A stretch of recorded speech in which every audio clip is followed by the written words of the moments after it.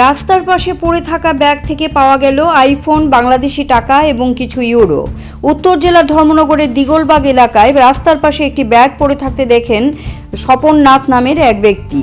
সঙ্গে সঙ্গে তিনি ব্যাগটি ধর্মনগর থানায় জমা করেন। ব্যাগ খুলে দেখা যায় এর মধ্যে আইফোন, বাংলাদেশি টাকা এবং কিছু ইউরো রয়েছে।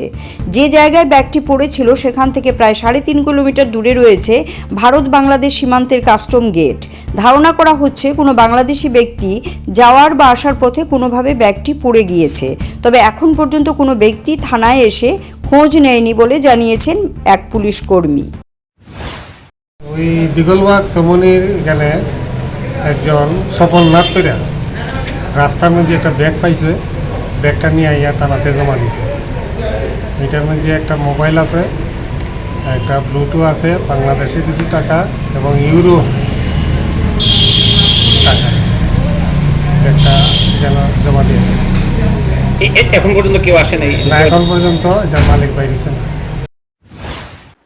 Siri TV, channel for news and entertainment.